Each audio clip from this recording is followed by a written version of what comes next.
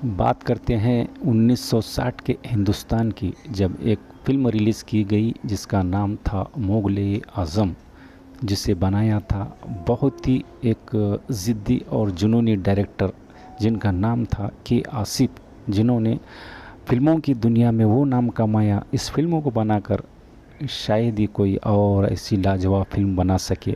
इस फ़िल्म से जुड़े चंद दिलचस्प किस्से आपके सामने ला रहे हैं। सलाम, आदाब, नमस्कार दोस्तों, मैं मुदस्सर बिराज़दार। बात करते हैं हिंदुस्तान के इतिहास की वो घटना जो एक फ़िल्म से जुड़ी है। यूँ तो इस फ़िल्म के बारे में बात करें कुछ मिनटों में ये तो नामुमकिन है, क्योंकि इस फ़िल्म के बारे में बात करते करते घंटों बीत जाएंगे, लेकिन इस फ़िल्म से जुड़ी कुछ दिलचस्प किस्से बातें रह ही जाएंगे, क्योंकि इस फ़िल्म के बारे में कई भाग, एपिसोड, पार्ट बन सकते हैं। तो चलिए इस फिल्म के कुछ किस्सों के साथ। साल 1960 का साल भारतीय इतिहास में बहुत बड़ा माना जाता है। क्यों माना जाता है? तो इस साल बेमिसाल यादगार फिल्म मुग़ल-ए आज़म बनकर रिलीज़ हुई थी, और इस फिल्म को बनाने में तकरीबन 10 साल का अरसा लगा था। यानी 10 दशक तक ये फिल्म मेकिंग बनती रही, और इस फिल्म को फिल्म इतिहास में एक मील का पत्थर माना जाता है, क्योंकि हर फिल्मकार, हर फिल्म बनाने वाला इस तरह की फ़िल्म बनाने का सपना देखता है, लेकिन हर एक के बस की बात नहीं होती ऐसी फ़िल्म बनाए। आज अगर देखें इस फिल्म की उम्र तो लगभग 6 दशकों से भी ज़्यादा, यानी 64 साल हो चुकी है इस फिल्म को। लेकिन इस बीच हज़ारों फिल्में रिलीज़ हुई, बहुत सारी फिल्मों को हमने भूल चुके हैं और कुछ याद रह गए हैं। और इस याद रह गए फिल्मों का अगर हिमालय जिस फिल्म को कहेंगे वो है मुग़ल-ए आज़म। हिंदुस्तान के बहुत ही मशहूर व मारूफ चित्रकार एम.एफ. हुसैन साहब ने इस फिल्म के बारे में कहा था कि ये आँखों की राहत का सामा है। और वो के आसिफ़ के बारे में कहा था कि के आसिफ़ फिल्म के डायरेक्टर उन्होंने जो तस्वुर, वो एक खूबसूरत पेंटिंग उन्होंने फिल्म के तौर पर बनाई है, और इस फिल्म को दोबारा कोई इस तरह बना नहीं सकता। अगर कोई दूसरा बना सकता है तो सिर्फ वो हैं के आसिफ़, जो दोबारा इस दुनिया में उनको आना पड़ेगा इस फिल्म बनाने के लिए, दूसरा कोई बना नहीं सकता। और एक बहुत ही मशहूर राइटर जो फिल्मकार कॉलम निगार भी हैं, जिनका नाम है यासिर अब्बासी, उन्होंने कहा कि इस फिल्म को तकरीबन 100 बार देखा गया है। 100 बार उन्होंने देखा इस फिल्म को, और अभी भी टीवी चैनल पर वो फिल्म आती है तो टीवी का रिमोट जो है नीचे रख देते हैं, क्योंकि चैनल न बदल जाए।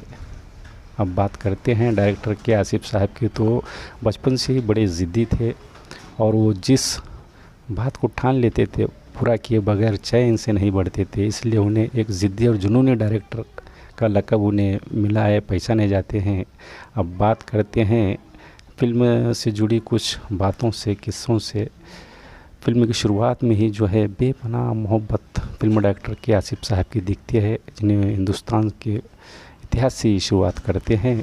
तो चलते हैं कुछ बातें इस फिल्म से जुड़ी। के आसिफ़, वो उनका जुनून जो इस फिल्म से और इस फिल्म से बनाते वक्त झलकता है। उन्होंने हर वो कैरेक्टर जो फिल्म से जुड़ा है, उसमें उन्होंने हर वो चीज़ जो फिल्म से जुड़ी है बेस्ट, बेहतरीन, लाजवाब ली है। और इस फिल्म की शूटिंग 10 साल तक चलती रही, ये कोई आम बात नहीं, बल्कि अपने आप में बहुत बड़ी बात मानी जाती है। और इस फिल्म की मेकिंग बनाने के लिए बेइंतहा बेतहाशा खर्च किया गया। कुछ का कहना है कि उस वक्त, उस दौर में, सस्ताई के ज़माने में, जब हर चीज़ सस्ती हुआ करती थी, उस ज़माने में फ़िल्में जब आम तौर पर जो है 2 या 3 लाख में बनकर तैयार हो जाया करती थी, तो उस दौर में इस फिल्म की जो है लागत बनाने के लिए जो खर्चा है तकरीबन 1,50,00,000 यानी 1.5 करोड़ खर्चा किया गया था, जो अपने आप में उस दौर का एक बहुत बड़ा इतिहास माना जाता है। जो कि उस वक्त जो आम जो फ़िल्में जो बना करती थी, दूसरे जो है 2-3 लाख में बना करती थी, फिल्म के फाइनेंसर इस फिल्म के खर्चे को देखकर नाराज़ हो गए थे, जिनका नाम था शाहपुर जी मिस्त्री, जिनका नाम था फिर उन्होंने कहा कि ये मेरे बस की बात नहीं कि इतना मैं खर्च उठा सकूं। तो के आसिफ साहब ने सोहराब जी से बात की, जो कि हिस्ट्रिकल फिल्में बनाते थे और वो शीश महल के सेट पर भी आए थे, जो बहुत ही बड़ा बनाया गया था। तो इस और शीश महल की एक कहानी एक अलग है, तो अगर उसके बारे में अगर बात कहेंगे तो एक पूरा जो है एक एपिसोड जो है एक भाग बन सकता है अलग सा। तो हम कुछ किस्से इन शॉर्ट ले रहे हैं। तो इस फिल्म की एक शीश महल की जो है एक ईंट जो है निकल कर गिरी हुई थी, तो इसको बनाने के लिए फिर जो है बेल्जियम से खास जो शीशे मंगाए गए थे, वहीं से दोबारा जो है वहाँ से शीशे और मंगाए गए। और एक किस्सा ये भी है कि फिल्म में दिलीप कुमार ने जो विंग पहनी थी वो लंदन में बनाई गई थी, और दिलीप कुमार साहब वहाँ को जाकर जो है उसका माप जो है दे कर आए थे विंग का, और उसमें पहनाई गई थी। और जो सीन में जिस सीन में जो है महारानी जो जोधा भाई के हाथों से मोती बिखर रहे हैं, तो के आसिफ की ज़िद थी कि वो मोती नकली नहीं बल्कि असली होनी चाहिए, जिसके लिए शूटिंग को काफ़ी वक्त तक रोका गया और असली मोती लाकर दोबारा जो है फिल्म बनाई गई, शूटिंग की गई उस भाग की। फिल्म के म्यूज़िक के बारे में अगर दिलचस्प किस्सा ये भी है कि एक दफ़ा के आसिफ साहब ने म्यूज़िक डायरेक्टर नौशाद साहब से बात की थी कि एक बड़ी मैं फ़िल्म बना रहा हूँ। इस पर उन्होंने कहा कि ठीक है, जब शूटिंग शुरू हो, फिल्म बनाना शुरू हो तो मुझे आकर मिलना। तो वो दोबारा जब शुरुआत होती है फिल्म बनाने की, तो नौशाद साहब के पास जाते हैं। नौशाद साहब उस वक्त जो है उड़न खटोला के लिए जो है संगीत बना रहे थे। उन्होंने कहा कि अब मैं बिज़ी हूँ। तो के आसिफ साहब ने कहा कि इस फिल्म को जो है म्यूज़िक तो आप ही देंगे। नहीं माने, लेकिन दोबारा जब जाकर के आसिफ साहब ने जो है, वो तो एक ज़िद्दी डायरेक्टर थे, आसानी से मानने वाले नहीं थे, और वो सामने वाले को मना कर ही छोड़ते थे। उनका एक ख़ास अंदाज़ था। तो दोबारा जो नौशाद साहब के बंगले पर गए, और उस वक्त नोटों से भरा हुआ जो है बैग उस दौर में लेकर गए, जब सस्ताई का ज़माना था। नोटों का जो है कहते हैं कि उस दौर में जो है 1 लाख रुपए जो है उस बैग में थे, नौशाद साहब को दिए। नौशाद साहब बड़े उसूल पसंद इंसान थे, उन्होंने लेने से जो है इनकार कर दिया, और साथ ही साथ जो है उनको गुस्सा भी आया। वो बैग लेकर एक कमरे में फेंक दिया कोने में। लेकिन उस पर के आसिफ साहब जुनूनी डायरेक्टर, उन्होंने जो है बस वहीं पर रुके रहे और उनको देखते रहे, नौशाद साहब को इंतज़ार करते रहे, वहाँ से बिल्कुल गए नहीं। नौशाद साहब कुछ देर के बाद उनका गुस्सा कम होने के बाद उन्होंने जो है हंसते हुए के आसिफ जो फिल्म के डायरेक्टर साहब, उनसे मुखातिब होते हुए कहा, ठीक है साहब, ये पैसे तो आप ले जाइए, पैसे जो मैं अभी इस वक्त तो ले नहीं सकता, लेकिन मैं यह आपको शब्द देता हूँ कि मैं इस फिल्म के लिए संगीत दूंगा। वाह, वो लाजवाब संगीत, वो गीत, एक इतिहास उन्होंने जो है नौशाद साहब ने इस फिल्म के लिए बनाया, जो कि एक जुनूनी जो है डायरेक्टर के आसिफ साहब का ये कमाल था कि हर जो है वो शख्स जो फिल्म से जुड़ा है, चाहे एक्टर हो, चाहे म्यूज़िक डायरेक्टर हो, चाहे वो फिल्म के जो बेपनाह जो खर्चा हो, फाइनेंसर हो, हर चीज़ उन्होंने जो है उसमें कॉम्प्रोमाइज़ नहीं किया, आला दर्जे की, और दुनिया से अलग अलग जो देशों से उन्होंने मंगाया हर चीज़ को, और इस फिल्म में जो उन्होंने दिखाया।